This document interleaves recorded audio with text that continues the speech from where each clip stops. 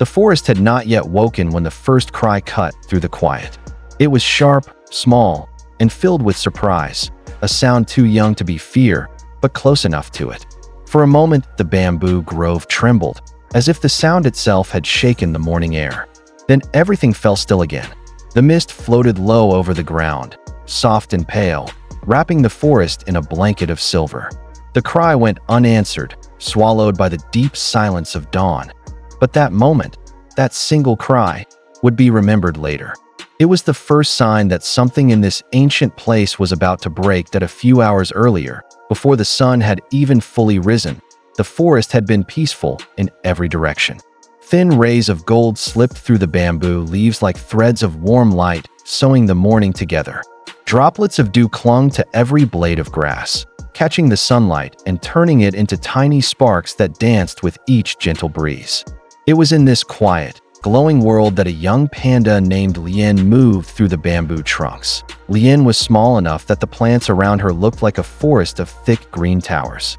She waddled playfully between them, brushing the cool stalks with her paws as she went. Her fur still held the softness of youth, and her rounded face carried the innocent joy of an animal that had never known real danger. She paused often to sniff the fresh shoots, choosing the sweetest ones with a kind of gentle care. When she bit into a stalk, the crisp snap echoed softly, mixing with the distant songs of early birds. The forest around her felt alive in a slow, peaceful way. The air smelled of damp earth and fresh leaves, and every sound, every rustle, every flutter seemed to float gently through the morning like part of a calm melody. Lien's world was simple and safe.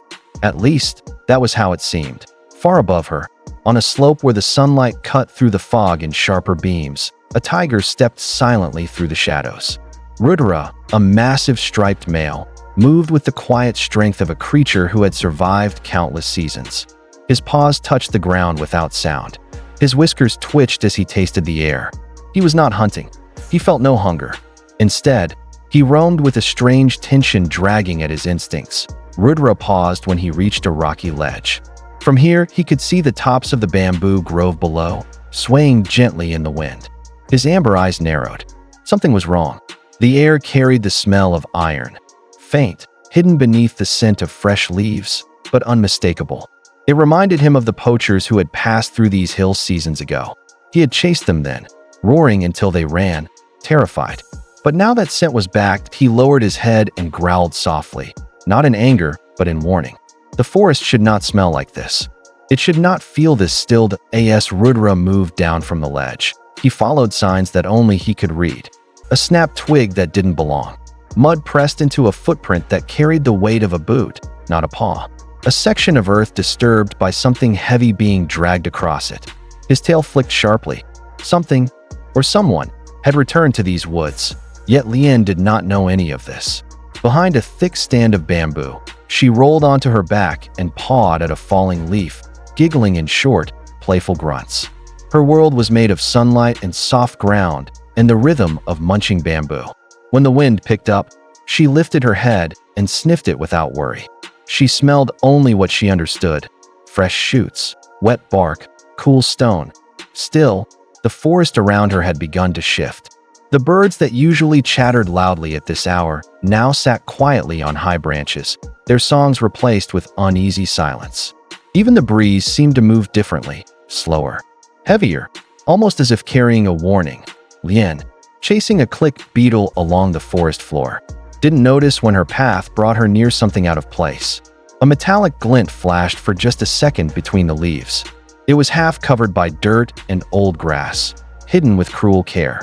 The sunlight touched it again, revealing a sharp, unnatural shine.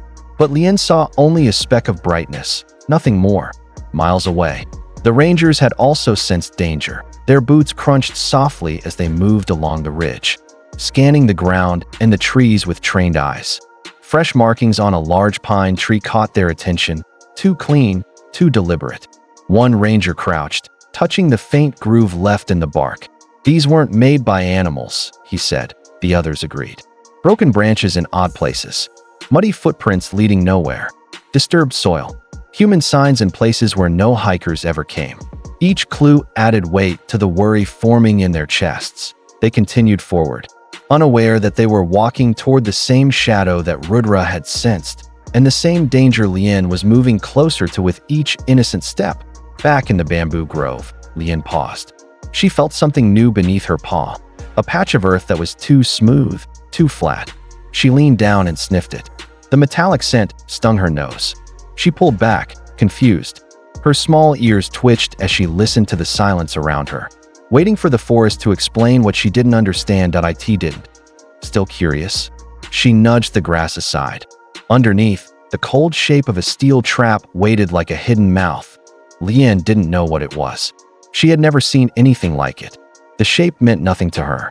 The sharp jaws, the pressure plate, the coiled spring, they were invisible to her innocent mind.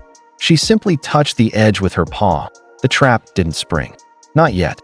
The poachers had set it carefully, waiting for more weight. Lien stepped closer. High above her, Rudra froze. His ears shot forward. He heard something. Soft, careful, almost impossible to detect. But he knew the sounds of this forest better than most creatures. There, deep in the bamboo, something small moved where it shouldn't. He started down the slope. The forest held its breath. Lien leaned forward again, paw brushing the smooth metal, unaware that her next step would change everything. She was the only creature in that quiet grove who did not sense the storm rising around her. But the forest knew. Rudra knew. Even the wind seemed to whisper a warning through the leaves. What happened next would break the calm completely. And innocence, soft and gentle like morning mist, was about to meet danger face to face. Below is Chapter 2 expanded into a full 1,000-word cinematic scene, written to flow naturally from Chapter 1 and follow the exact emotional style and pacing of wildlife heroes. The scream tore through the forest like lightning splitting the sky. It was high and sharp, bursting out of the bamboo grove with a desperate force that didn't belong in the peaceful morning. Birds exploded upward from the treetops. A pair of deer froze in place, ears twitching. Even the wind seemed to halt mid-breath, as if the forest itself was listening.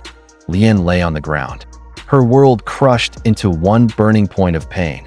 The snare had snapped shut with brutal speed, its steel jaws biting deep into her soft leg. The shock knocked the breath from her chest, and she cried again, this time lower, trembling, almost pleading. Dust rose around her as she kicked wildly, trying to pull free. The more she pulled, the tighter the trap clamped. Her movements slowed, each one weaker than the last, until she could only whimper and paw helplessly at the earth. Leaves fell around her like green snow.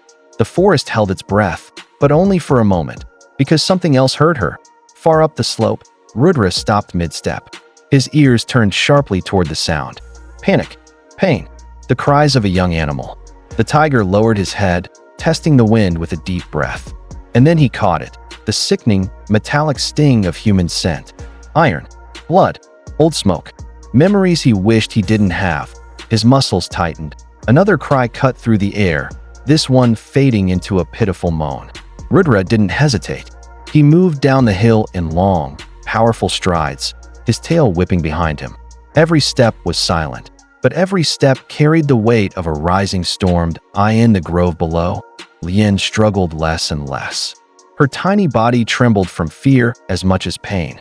She clawed at the dirt, leaving shallow marks that meant nothing. The cold steel trap glinted beneath her paw, its sharp teeth locked around her leg. Her breaths came in short, quick bursts, fogging the air around her muzzle. She didn't understand what had happened. She only knew she was alone, trapped, helpless. The bamboo leaves rustled behind her. Lien froze completely. From the shadow of the grove, Rudra stepped into the light. His massive head lowered as he moved between the tall stalks, each one bending as if trying to get out of his way. His coat glowed orange in the sun, stripes cutting across his body like dark rivers. His amber eyes locked onto the tiny panda lying on the ground. Lien pressed herself back, shaking so hard she could barely breathe. She squeezed her eyes shut, waiting for sharp fangs, thunderous feet, the end she could not escape. But the tiger didn't strike. He circled her slowly, nose lifted, tail stiff with tension. He wasn't looking at her as prey. His eyes kept darting toward the ground, toward the snare, toward the faint human scent burned into the metal. A low growl rose in his chest. Not one of hunger, but anger that he knew this trap, that he knew who had set it. His growl deepened, vibrating through the bamboo stalks until they shivered. Lien whimpered softly and curled into herself, expecting his fury to turn on her. But Rudra bent his head lower, almost touching her trapped leg. He sniffed the steel jaws carefully. His whiskers twitched, his ears pinned back in disgust. For a moment he looked at her, really looked. Her tiny chest rose and fell in quick, shallow breaths. Her black and white fur was streaked with dirt. Her round eyes were glossy with fear, and something shifted inside him. Maybe it was memory, maybe instinct, maybe the faint reminder that even apex predators once began life helpless, blind, and scared. Whatever it was, Rudra didn't walk away. He placed one large paw on the ground beside the trap, not on Lien, but close enough that she could feel the warmth of him. She opened her eyes slowly. Their gazes met for a heartbeat. Her fear didn't disappear, but her shivering slowed. As if some part of her understood he wasn't here to kill her. The tiger's ears twitched sharply. Voices, human voices, not far, not safe. Rudra turned his head toward the sound. His muscles tightened into stone. His tail flicked once through the air, a silent warning. Lien followed his gaze, though she didn't understand. The voices grew louder, men laughing, talking, stomping through the underbrush. They were returning to check the traps. Rudra's breath came heavier now, fogging the cool morning air. The scent of the poachers rolled toward him in an invisible wave, and his growl shook through the ground beneath Lien's body. He had chased these men once before. They had returned, bolder, crueler, cutting deeper into the forest he tried to protect. The bamboo leaves trembled. Rudra looked down at Lien again. Her eyes were wide, pleading in a way she couldn't control. She tugged weakly at her trapped leg, a tiny whimper escaping her throat. The metal clanged sharply, a sound that cut straight through Rudra's instinct that he had a choice. Walk away and save himself, or stand his ground against the very creatures he hated. The voices grew sharper. Closer. Check the snare near the grove. They said a panda cub was nearby. A sudden silence followed. Rudra made his choice. He stepped fully between Lien and the direction of the approaching men, his massive body forming a wall of striped muscle and fury. His shoulders rolled forward. His claws slid out, gripping the earth. Every hair along his spine rose. His breath thundered in his throat. Lien's world shrank to the sound of her own heartbeat, the weight of the trap, and the shadow of the tiger standing over her. She felt his growl rumble through the ground, stronger than any warning she had ever heard. The poachers pushed through the last row of bamboo, and then they froze. A full-grown tiger stood in front of their snare, eyes burning with fire, teeth slightly bared, tail lashing the air in warning. The men stumbled back, whispering curses, gripping each other's arms. Rudra didn't charge, not yet. That he waited, silent, focused, ready, protecting the tiny creature at his feet. Lien didn't understand what was happening, but she sensed one thing with perfect clarity. The tiger was choosing to stand with her, not against her. The forest went deathly still, as if waiting to see which side courage belonged to. And as the poachers slowly reached for their weapons, Rudra drew in one long breath, the kind taken before a battle, before a decision that could change everything. The breaking point had come. What happened next would decide whether the panda lived or the tiger died. The first shot of fear came not from the panda, but from the men. When Rudra stepped forward, shoulders rolling like thunderclouds gathering strength, the poachers stumbled backward, tripping over roots and each other. His roar exploded through the grove, deep, violent, shaking the bamboo stems until leaves rained down like frightened birds. It was the kind of roar that reminded the world why tigers had ruled the forest long before humans ever carved paths through it. One man screamed. Another dropped his bag. They all ran. Branches snapped as the men crashed through the undergrowth. Rudra didn't chase them. He didn't need to. The warning in his voice had been enough. Instead, he planted his paws firmly in the soil, body forming a barrier between Lien and the path where the poachers had disappeared. The tiger stood trembling, not from fear, but from the force of the instinct crashing inside him. Protect. Guard. Hold the ground. His tail lashed from side to side, kicking up dust. His breath came in heavy bursts, fogging the air, but his eyes stayed fixed on the space in front of him, waiting for danger to return. Behind him, Lien lay still, chest rising in tiny trembling breaths. Her leg, caught in the steel trap, throbbed in slow, painful waves. She didn't cry anymore. The shock had quieted her, leaving her small and frightened and curled into herself. But even in her fear, she watched the tiger's back with wide, dark eyes. She didn't understand what he was doing, but she understood. He was doing it for her. A rustle broke the silence. Not the poachers, something steadier, heavier, more controlled. Rudra's ears shot forward. He spun toward the sound, teeth bared, but stopped before he lunged. Rangers, three of them burst through the bamboo, panting hard from sprinting uphill. They froze when they saw the tiger, great and wild and shaking with leftover fury, standing over the injured panda. For a heartbeat, everything locked in place. A human blink, a tiger stare, a forest holding still. The rangers expected torn fur, blood, a panda half-eaten. Instead, they found protection. "Is he guarding her?" one ranger whispered, unable to believe what he was seeing. The youngest ranger nodded slowly. "Looks like it." Rudra lowered his head and growled, not in threat, but in warning. "Don't come too close. Don't move too fast. Don't touch her until I understand your purpose." His body trembled with the effort of staying in place instead of attacking out of fear for the cub behind him. The rangers didn't draw their guns. They didn't shout. They moved slowly, hands open, hearts pounding. They knew enough about tigers to understand the difference between a predator about to kill and a guardian ready to fight for something precious. One ranger took a cautious step forward. Rudra paced sideways, placing himself between the man and Lien. His tail flicked sharply. His whiskers pointed straight forward. Every line of his body said, "I will allow this only if you mean no harm." The rangers understood. They worked carefully. Two moved to the sides, circling like dancers around a sleeping storm.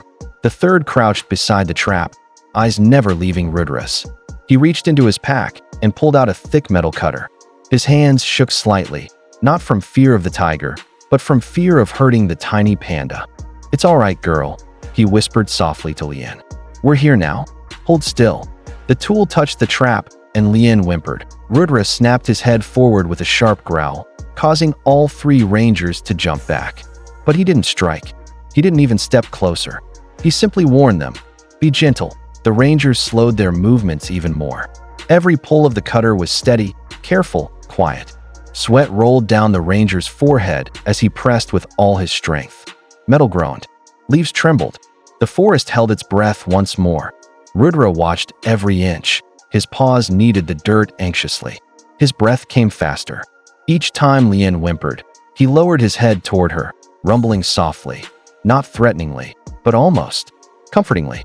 It was a sound Lien had never heard from a predator, a sound closer to worry than hunger. Finally, with a sharp crack, the trap's hinge snapped. The metal jaws loosened. Lien's leg slipped free. She gasped. A tiny, broken sound, and curled it close to her belly. The rangers immediately lifted her with steady hands, cradling her gently as if she were made of glass. She didn't fight them. She didn't cry. She simply sagged into their arms, exhausted, trusting them in the way only the helpless can. Rudra pressed forward once, muscles tight, watching to make sure they didn't hurt her. When he saw how carefully they held her, how softly they touched her fur, his shoulders relaxed for the first time since the trap had sprung. The forest exhaled with him.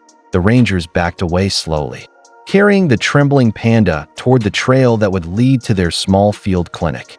They kept one eye on Rudra in case his instincts shifted back to danger. But he did not follow them. That he just watched. His amber eyes stayed on Lien until the bamboo swallowed her shape. Only then did he lower his massive head. His breath left his body in one long, heavy exhale, a sound that held relief, frustration, and something almost like sorrow. When the last ranger disappeared into the trees, Rudra turned away from the trail. He took one step toward the deeper forest, then paused. For a moment, he looked back, not toward danger, but toward where the small panda had been. He rumbled a low, quiet note, the kind a tiger makes only when speaking to something that cannot answer. Then, as silently as a memory fading at dawn, he slipped into the shadows. The forest closed behind him. Hours later, as the sun dropped low and soft gold filled the ranger camp, Lien lay wrapped in blankets while her leg was cleaned and treated.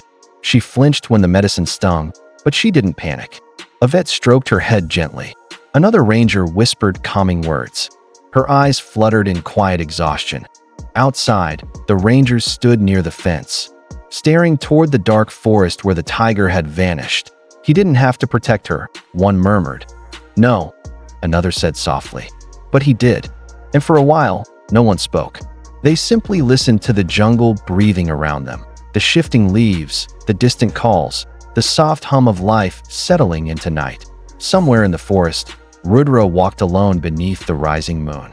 His paws moved silently across the earth, but his mind carried the weight of what he had chosen that day in the quiet dusk.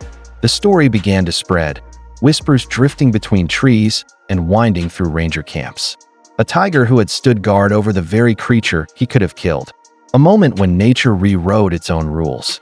A reminder that mercy lived even in the wildest hearts.